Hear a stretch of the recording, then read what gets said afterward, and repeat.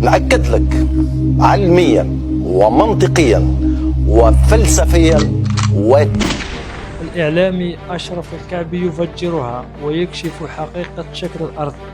تابعوا معنا هذا الفيديو.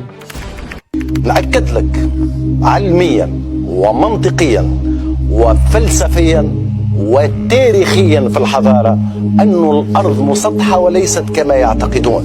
الأرض ممتدة امتدادا كبيرا. وين الآخر نتاعها؟ ليس لها آخرا. كما أسألك أين هو آخر السماوات؟ لا باش في كروية الأرض. لا إذا أنا نحب النقاش سليم. أي بيان سور كان حاجة منبسطة ومستوية. أيوة. لا عندها آخر. علاش حاجة منبسطة ما عندهاش آخر؟ باهي الآخر نتاعها فين؟ أوكي. معناتها اليوم كان ناخذ طيارة ونقعد نمشي في ثنايا هي بيدا باش نعاود نرجع لنفس المكان اللي كنت فيه. لا بالك كيفاش تمشي الطيارات؟ أنا جست فقط نسأل سؤال يرتد على أصحاب كروية الكون والسماء والكذا. ما هي نهاية السماء؟ أنا هي السماء ما يعرفوش. لا يا معناتها الفوق ما يعرفوش. إيه لانفيني. دونك حتى الأرض تنجم تكون لانفيني في نفس القصد اللي أنت قلته. دافع على الفكرة لأنه معتقد فيها جزاما ولا أخجل. لا فيزيك كيفاش معمولين على سي اوتر شوز.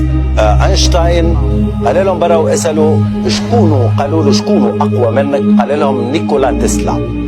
نيكولا تسلا اللي ما يعرفوش برشا عباد. حل اكتب وتقرا شو خذا من الحضاره الفرعونيه والاشوريه. لكن انا مؤكد لك مؤكد وتلك الحقيقه المطلقه أن الأرض عظيمة جدا وكلها سماوات طباقا فوق. إذن متابعينا الكرام، هذا هو الفيديو لنهار اليوم. إذن خلونا رأيكم في تعليق. الناس اللي تقول الأرض مسطحة يخلونا تعليق مع البرهان، والناس اللي يقولوا الأرض كروية يخلونا تعليق مع البرهان.